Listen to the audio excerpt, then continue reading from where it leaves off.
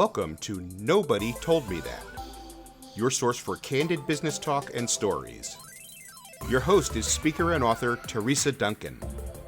Sit back, buckle up, and hang on.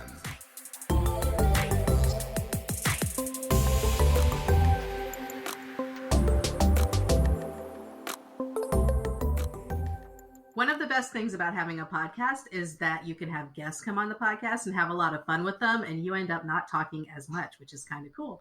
One of my good friends is here with me, Rita Zamora. Rita, how are you? Hey, thanks for the invite. I love having her on here. You guys don't even know. I have been on her to come on my podcast for over a year now, and I'm glad she finally decided to do it. And thank you so much for being here. I appreciate it. Thank you. Now, Rita is an author. She has a book called Get Found, Get Liked, Get Patience, Making the Most Out of Social Media. She is a speaker. She's all over the country. Many of you have seen her speak. She's at most of the big meetings. She does a lot of study clubs. She is a consultant, strategist, social media guru. I mean, she's really my go-to. So with all of the changes on social media, Facebook, ads, Instagram, all that kind of stuff, I really haven't talked about it, so I wanted to bring a marketing Nobody Told Me That topic in. Who better to do that than you, Rita? So welcome to the podcast. Thank you. Rita has a mascot with her, and it's Winnie, her little puppy. She's so cute. I say that because Griffin is in the other room, separated from me, so I'm just going to use your mascot by proxy. How old is little Winnie? She's 2.5. God, she's so cute. I think I'm going to have to. If we get a delivery, you'll hear her. I'm going to link a picture in the show notes because she really is just so cute and y'all need to see it. So I just want to give you guys a heads up on how Rita and I met each other, way back in the day, way more than 10 years ago or so. There were only a handful of dental blogs out there, and she was one of them. I was one of them. And we were getting together we were all going to this meeting called the Academy of Dental Management Consultants. And it was in, I believe, San Antonio. I think it was San Antonio. I think so. So I get this email from Rita a couple days or about a week or so before, and she was like, "Hi, I'm a blogger. You're a blogger." I mean, basically it said, "Let's be friends." And I said, yes. And we met each other for the first time there, talked, and we've been friends ever since. But that was back in the day when blogs were like, "Ooh, you have a blog." And now, like, I don't know, are blogs still cool? Do you think blogs are still a place to be, Rita? I do. I really do. I think there's a lot of different options now for blogs. Back in the day, I think there was just a handful of dental blogs back in the day. And now there's so many. But there's also options instead of just a written blog. You can do like your podcast, I think is kind of like a blog. It's just a different way of putting content out there. Or you could do video blogs or on the different social media platforms. So there's a lot of different options, but I still think blogs or basically creating content is still radically important for whatever kind of business that you have. That's how you're going to get people to engage and help to share what you have to offer with them. They say that too, that content is king, right? So making sure that you have good, appealing content. But before we get into the meaty part, tell people what got you started with social media. I mean, did you just wake up in a dental office one day and decide that you wanted to do marketing? Tell us everything. Yeah. Well, I mean, I think it was a natural evolution because, as you know, I worked for a specialist for many years in referral marketing. And before that, I was a treatment coordinator. So it was all about building trust with patients and patient relationships and that sort of thing. And so, anyone I think that is into any kind of a relationship marketing, type of business, it's a natural evolution to go from that traditional word of mouth and referral marketing into social media. So it was a natural evolution to start learning about social media and how you can keep in touch with people and communicate through that tool. And then it just grew to where it is today. Well, you were one of the first people on Facebook to really take the bull by the horns and start talking about it. And I remember you were talking about relationship way before a lot of the Facebook kind of, I guess, other gurus came about. And I've always tried to, with my own marketing, remember that it's not about necessarily me. It's about the relationship between me and whoever the consumer is that something that you think is going to change down the road? I mean, do we have to be mindful of other things, or do you think the focus should always be on relationships? I think the focus should always be on relationships. I think it has to be. And especially as we've got more and more integration with technology, those relationships are still really, really important. It's just that now we have different options to be able to initiate them, to establish them and grow them. The technology that's coming around. So are you talking about video? What else are you talking I about? think all social media, it doesn't matter if it's video, podcasting, it's more of it's not as interactive, and you don't have that opportunity to engage necessarily like you would during maybe a Facebook Live video or through content that you're posting on social media. Mm-hmm. But they all give you an opportunity to share, even in podcasting, to share your thoughts and, your perspective and what's going on in your head, and allow people to kind of soak that in and and learn more about you and grow trust with you in that way. And that's a big part of relationships.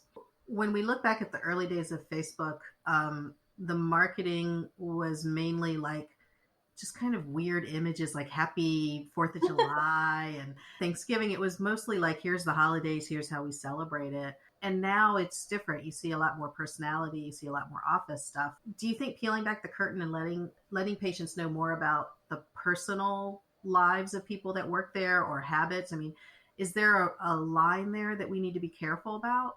I think, everyone has their own line. So that's really important. For some dentists, they might be comfortable, or specialists sharing everything. And that's just kind of who they are. That's how their filter level is. And others might be on the opposite side of the spectrum, where they don't want to share anything at all that's personable. It's like they're really concerned about privacy and that sort of thing. So yeah. I think every dentist, every specialist, every business owner has to have, an awareness of what their comfort level is, and let that kind of guide their efforts. I mean, this is not a time where you can be anonymous and have a successful business. I mean, you have to have a face for your business, no matter what kind of business you have.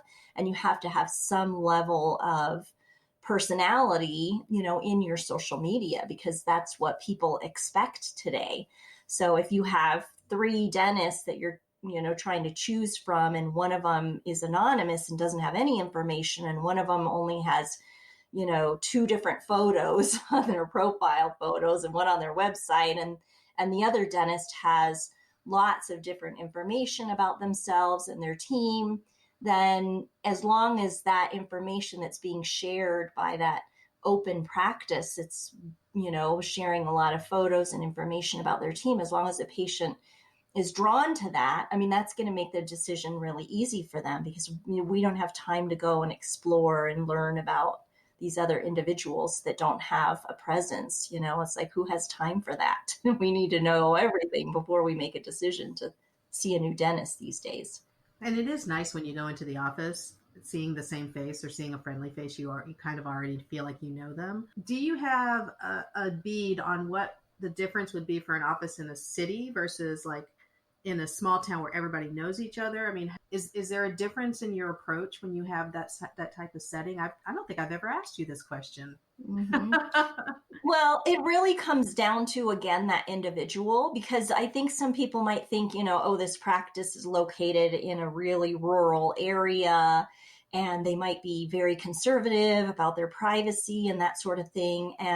But I've had dentists that we've worked with that have been from rural areas that have said, heck, everybody in this town already knows my name. Everybody already knows everybody else's business. Like, we're already friends with each other in real life, so I'm going to friend them as a patient on Facebook or whatever. Whereas, as like some experts and attorneys might say, hey, you shouldn't be friending your patients, because it's a fine line there between that doctor-patient relationship and that sort of thing. But so again, you have to kind of let every situation guide you. In that case, if the doctor's saying everybody already knows everyone else's business and he's already friends in real life with all of the patients, then it's probably not going to make a huge difference to friend the patients on Facebook in that particular situation. Mm-hmm. But in another situation where the team might have set up a profile for the doctor unbeknownst to the doctor, Oh, and geez. then started friending all these patients, and the doctor doesn't even know that his profile is friends with all these patients. We've seen that happen too. And I'm like, no, that's Gosh. a nightmare waiting to happen. So yeah. So it Well, just depends. do you ever talk to the staff about their own personal Facebooks and what that's supposed to look like? Because, like, say I'm looking for a podiatrist, for example, and I go to their site and I see who A liked lot it. of feet. No, Yeah, I'm a just lot kidding. of feet, right? And say I notice somebody works there, I go to their profile and they're like in a wet t-shirt contest or, whatever. That would kind of put me off a little bit just because I'm like, whoa, this might be a wild office or whatever. Do you ever talk to the staff about the way things are supposed to, or way things are viewed out there? Well, yeah, and you can look at it on the other hand in that if that particular foot doctor was looking to attract other patients that are into that sort of thing, then maybe that could be a marketing win. It's like, oh, here you Bring go. your bunion to So, our office. oh my That's gosh, funny. that's another show. No, I'm just Right.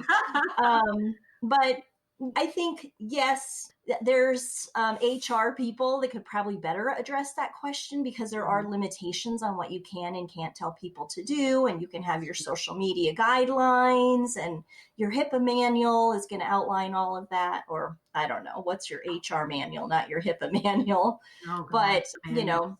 all of your HR manuals and that sort of thing. So you should have a social media policy for your practice, whether you're into social media or not. You should have one, and you should probably want to talk to Jenny Hegarty, our friend Jenny Hegarty, about that Absolutely. in Yeah, more detail. I'll put a link on that on the show notes for that because, Ginny's really good with that. She's a SHRM. I think that's a certification Yes. with the Society of Human Resource Management. So she's a go-to for us as well. So yeah, I'll put that in there. That's a good call. I know, I hate to put that on you, Rita, but I was just wondering, and you're just right here. So I was going to ask. I know. Yeah. And I used to be, back in the day when you used to be really, you still are. I mean, you're kind of my go-to person. I'm like, Teresa, have you heard about this, with social media and stuff? But, back in the day, we would say, you should do this and you shouldn't do that. And there's social media etiquette and all this stuff. And to a certain extent, it's kind of, everyone's doing what they feel is going to be best for them.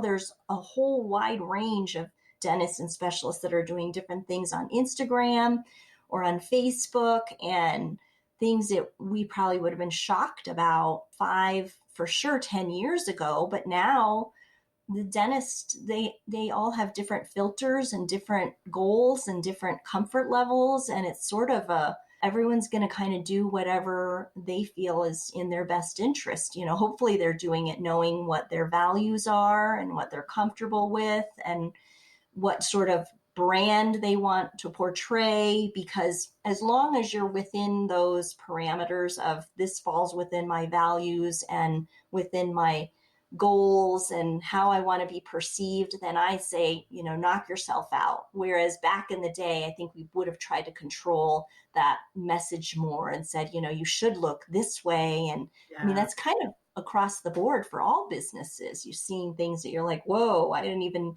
think we would ever have that level of transparency or, availability to that level of authenticity. Yeah, So. no, you're right about that. Dentistry is pretty conservative on its own already. But when I look at Instagram and some of the dentists that I know and see on the road, I'm seeing them, they're on the beach or they're hunting or they're, modeling or whatever. But it's not what I would expect from, a business 10 years ago. But you're right. It's definitely more transparent now. So not only are you seeing the doctor, but you're seeing the doctor in all who she is. Yeah, it's them being their true self. Yeah, it's kind of cool in a way. And, as long as it doesn't get sleazy, I'm good with it. I'm not down with that. But There's got to be a dentist for everybody. But that's true. That's true. So, well, and let's talk about it because you said there were different mediums for different people and you mentioned Instagram. So let's talk about that for a second because Facebook has been the the big one for so long. And now, of course, Instagram is here and Facebook owns Instagram. Do you have clients who are only Facebook, only Instagram, or are you recommending that it's both, that you do both?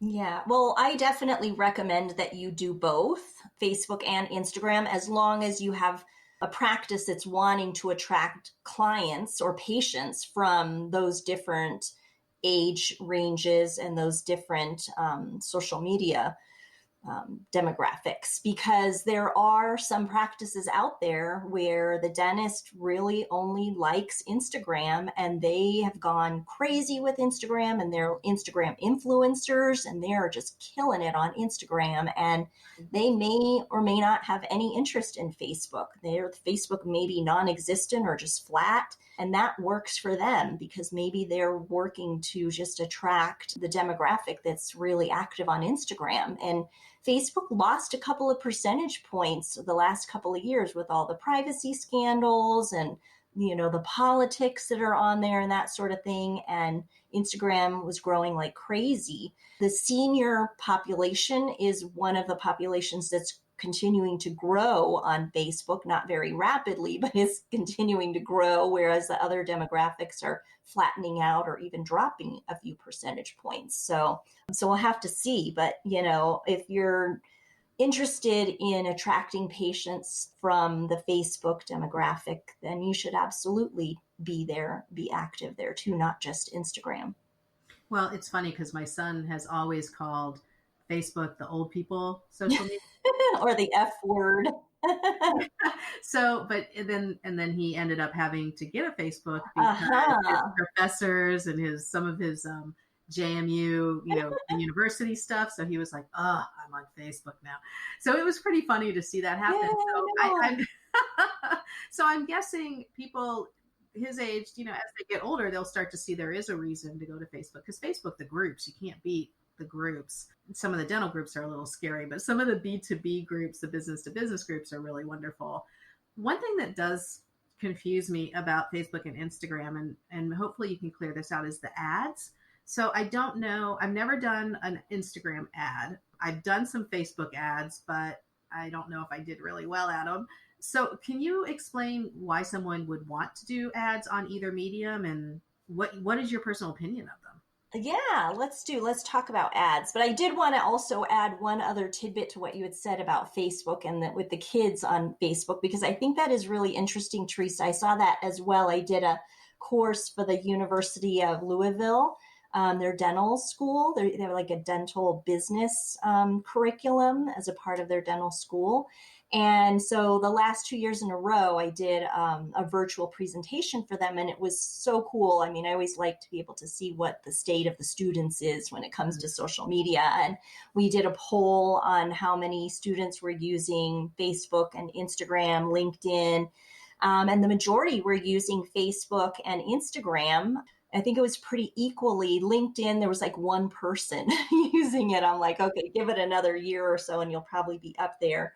Yeah. And so I thought that was pretty interesting. But, they had a private group on Facebook for them, for their class to be able to interact with one another and that sort of thing. And so I think that, Facebook has evolved into, we're not just using it to keep up with friends and that sort of thing anymore, but we're using it for professional purposes. And I also think, those neighborhood groups are really important. And I see so many parents that are posting pictures of their kids, like, here's my daughter with her Girl Scout cookies, or here's my teenage, son who's looking to mow lawns or whatever this summer. And I'm like, okay, are these kids going to say, now we're not going to access Facebook at all at any point? I mean, they're already on Facebook, even though they're not on Facebook. And, for the groups where people are already well established, wouldn't it just be a natural evolution for those kids? Like you said, with Noah, who's like, oh, I'm on Facebook, but it's like, you don't really have a choice because it's become so established for us to be able to communicate there. So it's kind of interesting to see how Facebook could continue to evolve and really be a big part of everyone's lives, because unless Instagram is going to open up groups and have some of these other options for people to share reviews and things like that, there are still things about Facebook that are unique and kind of ingrained in our society now that I don't think we can really ever get away from easily. Yeah, that's true. It is really a big part of the whole makeup of the country, even, the way people communicate with each other. So no, thank you for that. Yeah. It is interesting to see that the students are starting to come back around. So Yeah, I wanted to geek out with you on that conversation. Yes. thank you. All right, so let's geek out about Okay. ads. What do you think?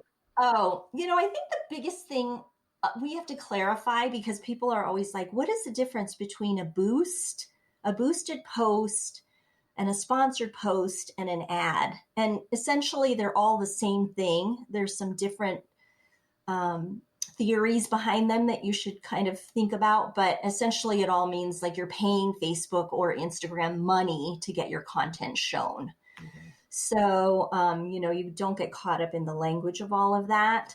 I think everyone that has a business on Facebook and Instagram should be paying to a certain extent if you want to get your content seen. Otherwise, it's going to be severely limited unless you have some crazy unicorn presence that's like, oh, it's so wild or Yeah. engaging or whatever. And there are those out there, those influencers out there that can get a lot of visibility and a big following just because of who they are. But for the average Joe, for the average Joe business out there, you have to pay. And even if you are an influencer and you have a big following, paying at those certain points can be beneficial for you depending on your goals. So I think everyone should have a budget that they have set aside so that they're paying Facebook or Instagram to get better visibility and extend the shelf life of their content. So are you talking then that you say you need a budget? So is this a recurring budget then? You recommend not just doing an ad and run, but you want something consistent. Is that what you're saying? For sure. I mean, just to be seen, you want to be able to have people see your content once in a while, I mean, you not just once in a while, but you want them to see it consistently. And in dentistry, we do have that fine line where you want people to see you, but you don't want to overstep your bounds because patients are going to be like, what the heck? Why am I seeing my dentist in my feed constantly? It's like they'll see you on occasion. So you want to boost posts. I mean, we would recommend for our clients that you have boosted posts like 3 times a month, sort of spread out and not have the same topic being boosted every time because again, people are going to be like, holy cow, Dr. So-and-so and the dental implants, or why am I seeing this snoring machine, like sleep dentistry thing constantly? Like then they'll just hide you and then you're done. Yeah. So you want to promote a variety of different things that are beneficial for the patient, but also that the patient can enjoy and interact with. So you might boost something about a patient giveaway. You might boost something about happy holidays or a reminder that your insurance benefits are expiring or renewing, or, then maybe something that's a little informative about the clear aligner therapy that you offer, like OrthoFX, for example, or the dental implants that you want to promote or whatever it might be. So with ads on Facebook, so I've done a few, and one of the things that always has frustrated me with Facebook ads is I have to really, usually it's the second time around. Like I have to submit it and then they go, no, there's too much this and not enough that. And then they send it back and I finally get it right. And I haven't done that on Instagram. Is it harder to get a Facebook ad approved rather than an Instagram ad, or is it the same thing? I think, it's the same thing. I mean, Facebook owns Instagram. I should say Instagram is more still Wild Westy in that you can get away with things on Instagram that you can't do on Facebook. Giveaways and contests, for example, that sort of thing. Facebook has their engagement bait rule for Facebook where you can't ask people to share, you can't ask people to tag. I mean, there are all these rules that you have to follow or they'll put you in Facebook jail, which is a real thing. And you can get away with all of that on Instagram right now. I mean, who knows if that'll change next year, but you can get away with a lot more on Instagram than you can on Facebook. How long does Facebook jail last? That sounds awful. Well, we had an experience with it. We've had an experience with it a couple of times with our business in particular, where Facebook has come back and said, hey, you can't do that. And what we can do is limit your visibility. And if it happens again, we could deny you access to your account, blah, blah, blah. And it's like, what the heck? I mean, that was really scary. And then last year, I went to a digital conference here in Denver, and one of the social media managers for Wired magazine was a speaker and said we were in Facebook jail for a while because of a rule that was introduced that we were unaware of and didn't realize we broke it, whatever, and had our visibility significantly reduced for months. And it's kind of a random thing, I think. I don't know, whatever Facebook's technology determines, that you're breaking the rules, and they put a lockdown on your account. So it does happen. That's a huge magazine. Oh my gosh. Yeah, I know. They probably had to answer to all of their sponsors as well. Oh my goodness. I couldn't even imagine. Yeah. Well, so now Facebook has stories, Instagram has stories. What's your take on stories? Mm-hmm. Stories are awesome. I think there's a great opportunity there. Again, as long as you don't overdo it, because people would be like, what the heck? My dentist is like constantly in my Facebook stories or my Instagram stories. And unless you're like the dancing dentist, or, you have some unique thing that people are going to engage with totally adore, you have to be careful. But I think you can use Instagram and Facebook stories to get attention, and if you're using them in the right way. So don't post the same thing that you do on a regular feed on your story. Make it something fun and use some stickers or little video snippets or whatever it might be to be interesting and engaging versus just repeating the same content everywhere. So I just realized maybe I'm not doing it right with Instagram. Thanks, Rita. So here's what I do with my Instagram is I take the post that I did on Instagram, and then I take that and turn it into a story, but I add all sorts of stickers and stuff on it. Okay. Is that okay to do that? Yeah, of course. Okay. I mean, you're adding some movement and something different and engaging, and not everyone's going to see everything, So, I mean, if you were doing that where you're like, this is my formula, I'm going to put the same post everywhere and put it on my stories. And I mean, after a while, the jig is up and people are going to figure it out and say, forget it. I'm not going to follow her anymore, or I'm just going to narrow you down to one feed. I'll just follow you on one place and that's it. Well, and on LinkedIn, it's a totally different conversation as well. Like I can't post some of the stuff that I do onto LinkedIn because that's more of a professional business atmosphere. Are you recommending LinkedIn for your clients as well? I love LinkedIn, and I think LinkedIn has gotten more engaging and gotten more fun even in the last 6 months or so with the introduction of the reactions now. So instead of just liking things, you have the different options. And I think there's huge opportunity there for B2B businesses, business to business businesses like specialists or dentists, dental consultants like us. Mm-hmm. And then for your general dentist, you can have a personal profile and a company page. So I would recommend you take advantage of that free online real estate, but it may not benefit them to be as active there as it would be, if you're in a business to business type of situation. So you have a personal LinkedIn, and you're saying the office should go in and create a professional page on LinkedIn for the office. Sure. You can have a company page for your practice. And post content there on occasion. Okay. So that's just another, like you said, free real estate. So why not? There's another piece of real estate that I'm still confused about, and it's the new Google My Business. Oh, yes. I'm still trying to figure this out because I tried to verify and they said they had to send me a postcard or something. And I was like, what? So I'm still figuring that out. So help me, Rita. Yeah. Well, I mean, I think for our dentists and specialists and brick and mortar businesses, for me personally, I think the jury is still out on non-brick and mortar businesses for that, but that's something for another day. But for sure, dentists, specialists, and anyone with a brick and mortar business should absolutely be on Google My Business, because that's where your Google map to your business and your reviews live.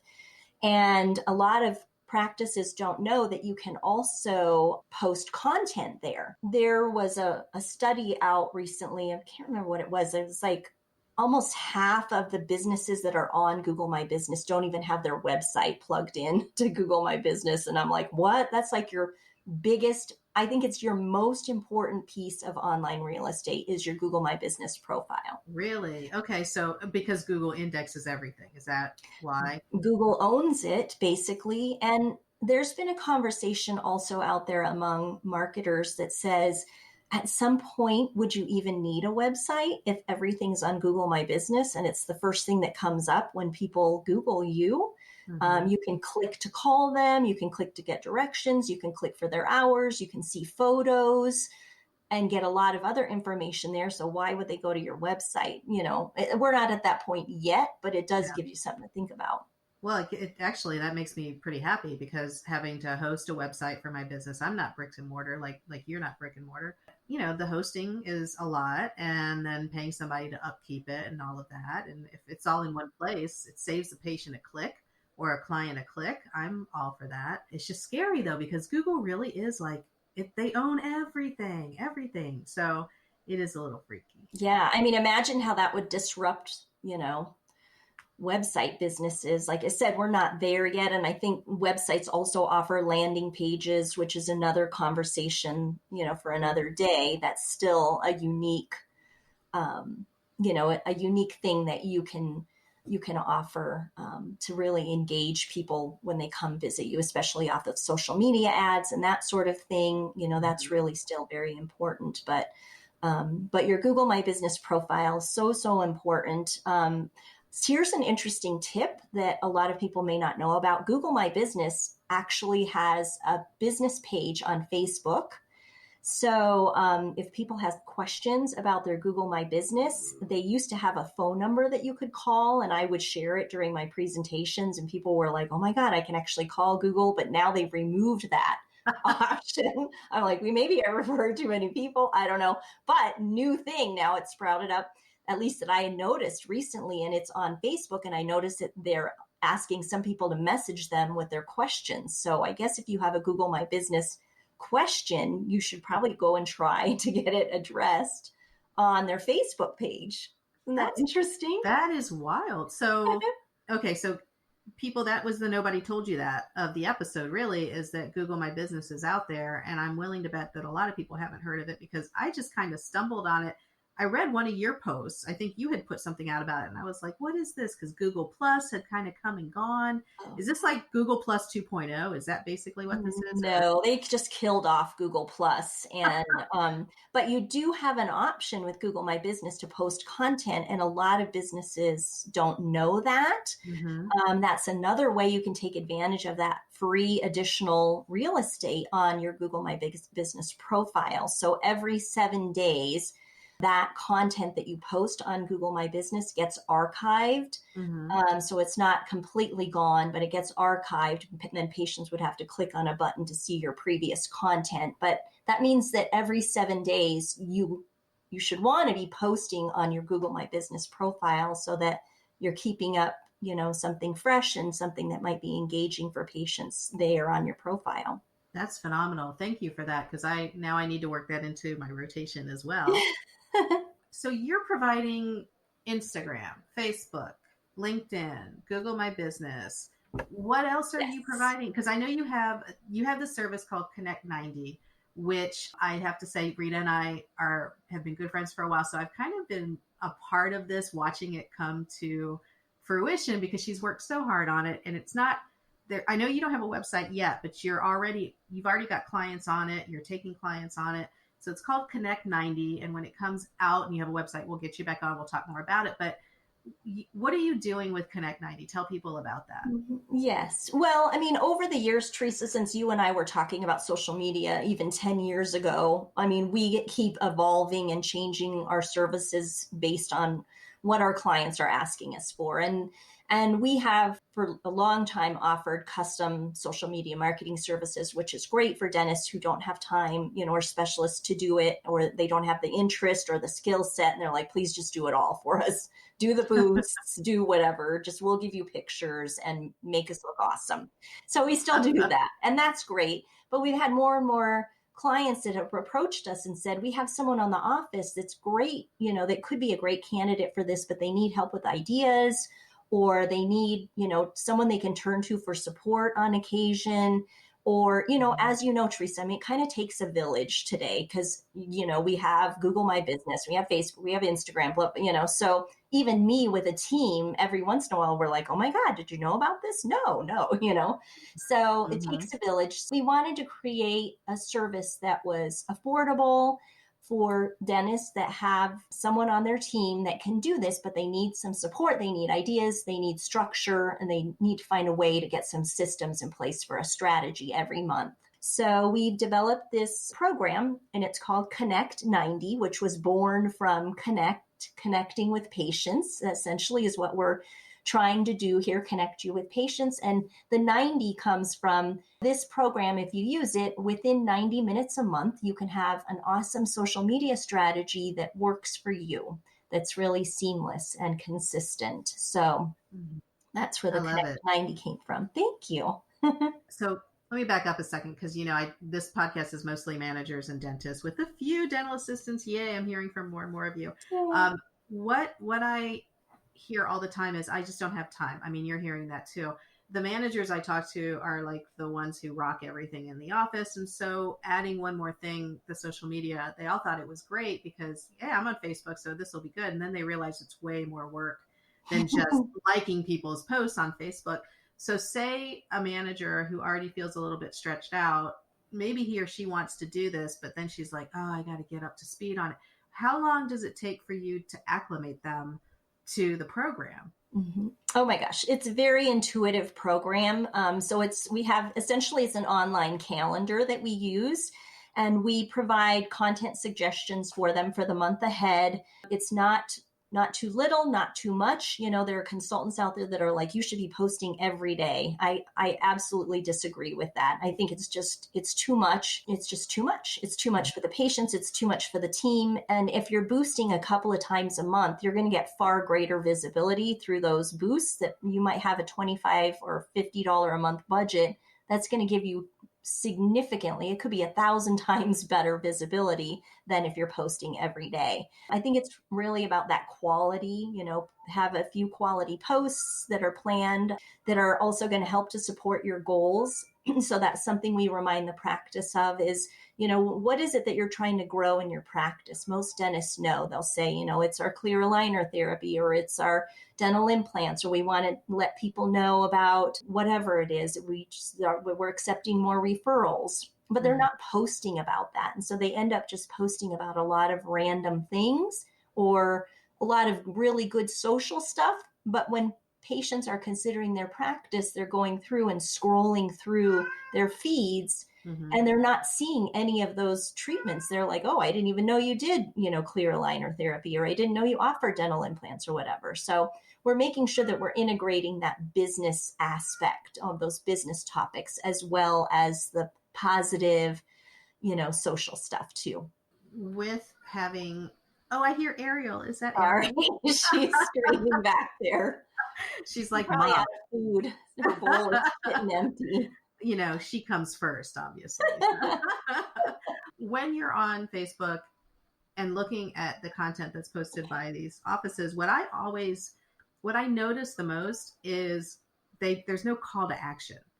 And that kind of has always bothered me. Like if you're going to post, there should be something, a call to action or something, in the sponsored post, or even, we have a service dog, come in and see our service dog, something like that. Are there other things like that bug you when you see posts on social media? Like what's your big pet peeve? Oh gosh, there's two big ones. I mean, the one is like, I've spoken about it so much. I'm like, really, does anybody not know? Like just posting, generic content that's not applicable to your practice, or that's really unattractive. Like when you think about it, we absorb messaging without even reading words. So things like money in a trash can, I really don't like to see that on a dentist profile. It's like, really, how is that going to have a positive association? It's not. Don't put money in a trash can on your profile. The other one is how much saliva we produce. One of my team members, Lindsay, I thought was going to gag. She's like, oh, take it off, when they were like, you produce a wine bottle full of saliva every day or something. And she was like, seriously, I'm going to get sick. I was like, okay. So these are real posts that we see on practices, social media, that I'm like, no, we want it to be a positive association. So positive messages, positive, images. We really pay attention to those nuances. And then the other thing is there's another practice recently that we saw.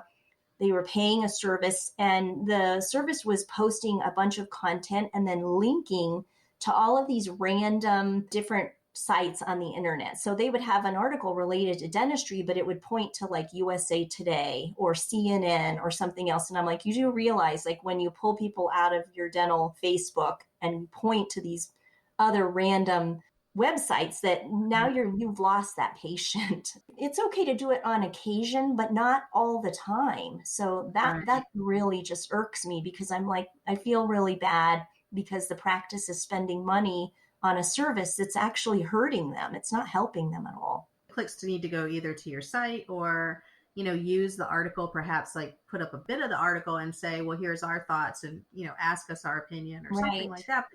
But you're right, though, to take them totally off of Facebook and out of, like, once you're out of sight, you're out of mind. Right. So I totally see what you're saying with that. And we talked earlier about blogs and so forth. So is your Connect 90 helping with that as a topic as well? Or is that something that's coming? Or, I mean, what are you doing with blogs for your clients? We don't really do anything with blogs for our clients. We work with a lot of other professionals who do blogging for their clients. For example, like Great Dental Websites, they're our friends. We partnered up with them on a lot of different projects, and they do custom blogs for their clients. And then there are other people who write custom blogs for dentists out there that we refer to as well. So we sort of stay out of that. Anything that's really traditional, like website management or SEO related outside of social media, we stop there, because there's enough to keep us busy, like I said, just with everything going on with social media. I know you don't do this. I know for a fact you don't do this because you're just too ethical, but there's so many out there that steal other content, steal other posts. And that's another big pet peeve of mine. So be careful of that, because if it comes down to it, that's your reputation. So you want to go with someone who can come up with content or help you come up with good content. Because I just saw that happen professionally. A hygienist used a blog post that a dentist put up, and it was word for word. And I don't know if she thought maybe somebody else copied it, or maybe somebody else wrote it and they copied it, or she copied it. I don't know, but now there's a stink on her. And I kind of think maybe she's not genuine. So you don't want that. I mean, you definitely don't want that. Do you have an example of a dentist that's really doing well? Like, what does that look like on his or her Instagram or Facebook page? Like, what does that look like? Yeah, well, I think for Instagram, there's a couple of examples of dentist Instagram influencers that are out there that are doing everything right. And, it's that they're really paying attention to their content and they're planning ahead. You can't have a strategy if you're not planning ahead. And that's a big part of our Connect 90 program too, Teresa, is that, like, we're encouraging people to just think ahead about what you want instead of just being spontaneous, because spontaneity doesn't have any room for strategies. So what these practices are doing right is thinking ahead about what type of patient they want to attract to their practice. In one case, it's really cosmetic makeovers. It's smile makeovers. And their whole Instagram is all focused on smile makeovers.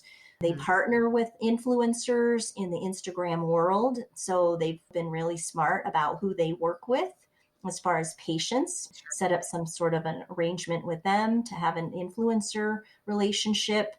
And when you look at their Instagram, it looks attractive and appealing, in that particular case where it's all about smile makeovers, so they've really paid attention to their branding and their imaging and their consistency and the way things are laid out. Okay. Well, so if somebody wants to get in touch with you, we'll put the information on the show notes, but tell people how to get in touch with you. Oh, the best place to reach me is on my website through a contact form, which is ritazamora.com. You can email me, of course. I mean, I'm lucky I have a unique name that if you just Google it, Rita Zamora, hopefully most of my social media stuff, and you should be really easy for you to connect with me. Well, and if they can't find you, they need to call you because that's not right. So People still call. What? What? So the Connect 90, I'm super excited, and I think that's going to help so many, especially the managers that are just like so swamped nowadays. So that's going to be good. And your book, I really, really love your book. I give it out when I can. If you are in an area, in a place where Rita is speaking, typically Care Credit will sponsor book signings for her. So if you get a chance to see her speak, keep an eye out for that. But also you can find it on Amazon and on her website.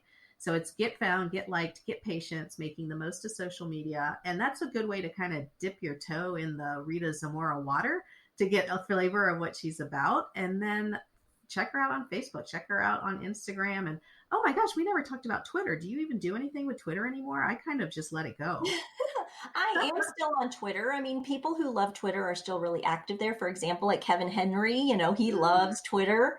I think that might be his favorite social media tool, he might have mentioned to me recently. But for most practices, I would say it's not really worth your resources. It's, better to use your resources for Facebook and Instagram than Twitter.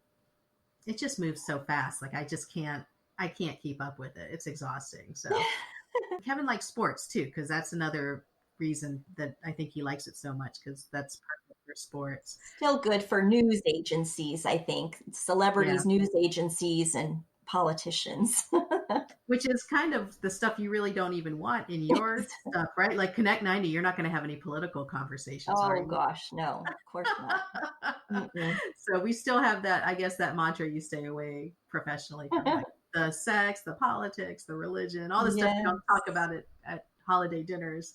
Don't put it on social media, maybe. So, but so this has been wonderful, and I need to have you back on. I hope it doesn't take another year of me bugging you to have you come back on. Let's do it. But I hope that you all check her out. Check out the links that I'll put in the show notes, and see if this is something that can help you out with your workload. Managers and dentists out there, I know how hard it is to run your practice, so any little bit can help. And I know that she's going to be a good resource to you. For you, just because she's always been one for me too. So I think you'll like her when you talk to her. But that's going to be it for this edition. Rita, thank you again for being on here. Thank you. And until the next episode of Nobody Told Me That, I am always thankful that you take time out of your day and spend it with me. Subscribe to this podcast so you'll get our next candid discussion. Visit Teresa's website, odysseymgmt.com. That's odysseymgmt.com for more information on Teresa's courses, books, and speaking schedule. Subscribe to her newsletter while you're there. Don't say we didn't tell you that.